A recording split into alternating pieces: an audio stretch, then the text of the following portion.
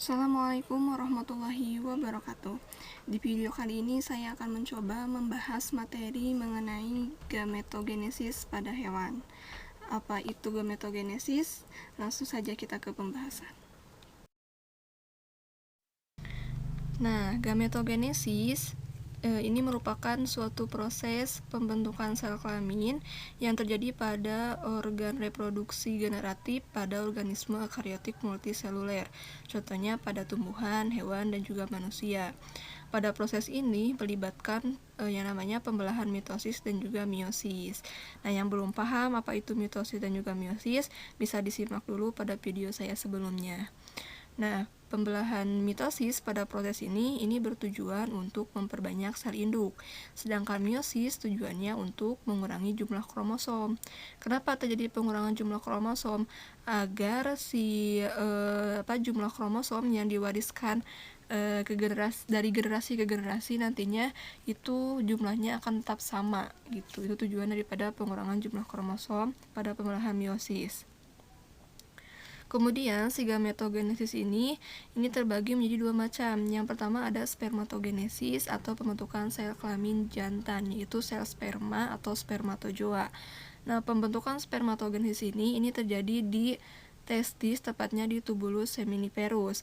Kemudian proses ini terjadi sejak masa pubertas hingga selama hidupnya jika kondisinya masih mendukung gitu. Kemudian pada proses ini terdapat dua jenis kromosom seks, yaitu gonosom Y dan juga gonosom Y dan juga gonosom X yang nantinya akan menentukan jenis kelamin si individu tersebut. Nah, jika gonosom Y itu yang nantinya akan menentukan jenis kelamin jantan, sedangkan gonosom Y yang akan menentukan jenis kelamin betina atau perempuan. Kemudian yang kedua yaitu adalah oogenesis atau pembentukan sel kelamin betina, yaitu sel telur atau sel ovum. Nah, pembentukan oogenesis ini terjadi di ovarium. Kemudian peristiwa ini terjadi sejak masa embrio sebelum lahir. Ya, jadi sudah diproduksi semasa janin gitu ya, sebelum dia lahir ini sudah diproduksi si oogenesis ini.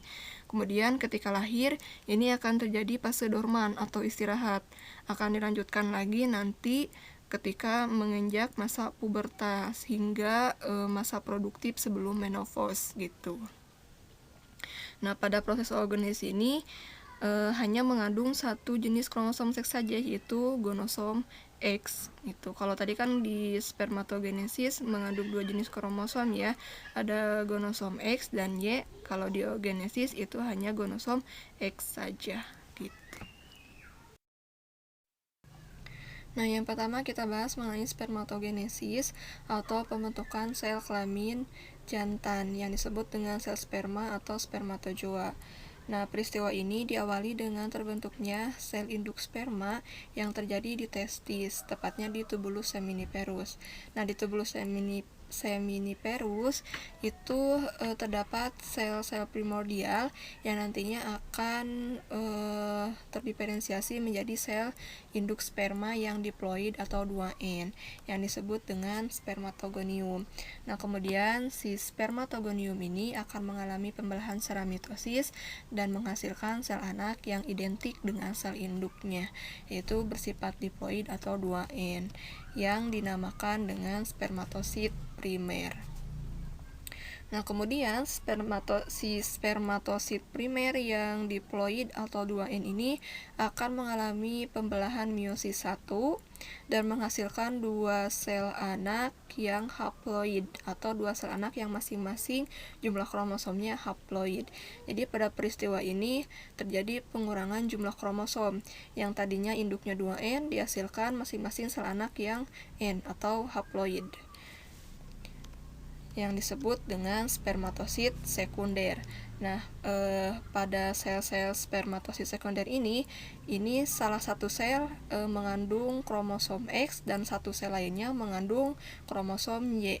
Jadi pada spermatosit sekunder ini atau pada spermatogenesis itu terdapat dua jenis kromosom seks, ada kromosom X dan juga kromosom Y.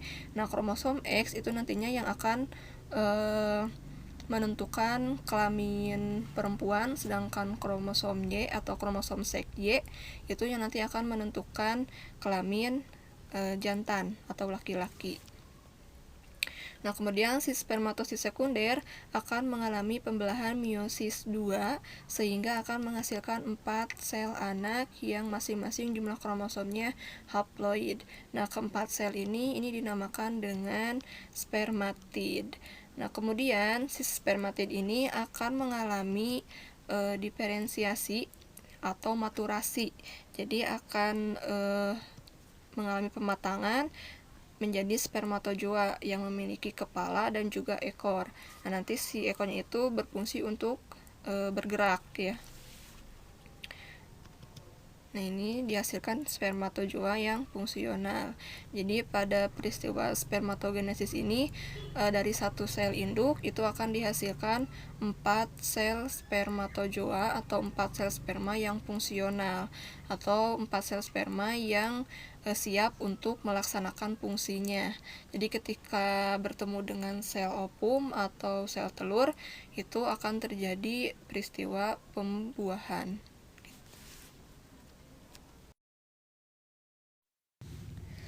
Nah, sekarang kita masuk ke oogenesis atau proses pembentukan sel kelamin betina yang disebut juga dengan sel ovum atau sel telur. Peristiwa ini diawali dengan terbentuknya sel induk telur di ovarium yang berasal dari sel-sel primordial yang nantinya akan terdiferensiasi menjadi sel induk telur yang sifatannya diploid atau 2N. Nah, sel induk telur ini dinamakan dengan oogonium.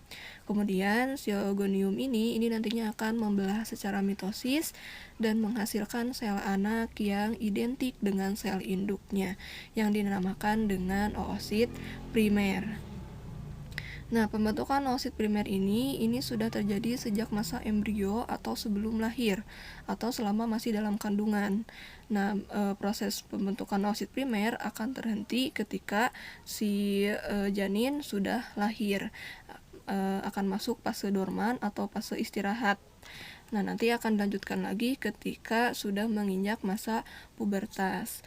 Kemudian si oosit primer ini ketika sudah masuk ke masa pubertas akan mengalami pembelahan meiosis 1 dan menghasilkan 2 sel anak yang ukurannya sangat berbeda. Satu sel itu lebih besar dan mengandung banyak sitoplasma dan juga kuning telur yang dinamakan dengan oosit sekunder. Nah, satu sel lagi ini ukurannya lebih kecil dan tidak mengandung sitoplasma, hanya mengandung inti saja yang dinamakan dengan badan polar 1 atau polosit sekunder. Nah, dalam peristiwa ini atau dalam pembelahan meiosis 1 ini terjadi pengurangan jumlah kromosom. Yang tadinya si induknya itu 2N, ini akan menghasilkan 2 sel anak yang masing-masing haploid atau hanya setengah dari jumlah kromosom sel induknya saja. Kemudian si oosit sekunder sama si badan polar 1 ini akan mengalami pembelahan meiosis 2. Nah, si oosit sekunder itu akan menghasilkan 2 sel anak yang ukurannya berbeda pula. Nah, yang satu itu lebih besar, yang satunya lagi lebih kecil. Nah, yang lebih besar ini dinamakan dengan ootid. Yang satu lagi ini dinamakan dengan badan polar 2 atau polosit primer. Kemudian si badan polar pun juga sama, akan membelah dan menghasilkan 2 sel badan polar yang haploid juga, ya, atau dinamakan dengan badan polar 2 atau polosit primer. Kemudian si polosit primer ini atau si badan polar 2 ini tiga-tiganya akan hancur nantinya, akan terjadi degradasi atau peleburan. Itu akan hancur, kemudian si ootidnya akan mengalami diferensiasi atau maturasi atau istilah lainnya adalah pematangan, sehingga nantinya akan terbentuk sel ovum. Sel ovum yang fungsional atau sel ovum yang siap menjalankan fungsinya secara normal. Jadi ketika ada sel sperma, dia siap untuk dibuahi. Nah, jika si sel ovum ini tidak dibuahi oleh sel sperma atau tidak ada sel sperma yang datang, si sel ovum ini akan larut selama 24 jam bersama dinding rahim, sehingga nantinya akan terjadi peristiwa yang namanya menstruasi. Jadi pada peristiwa oogenesis ini hanya dihasilkan satu sel ovum yang fungsional. Beda hanya dengan spermatogenesis, kalau spermatogenesis itu dihasilkan 4 sel sperma yang fungsional, kalau oogenesis hanya satu sel ovum yang fungsional dengan mengandung jumlah kromosom yang haploid.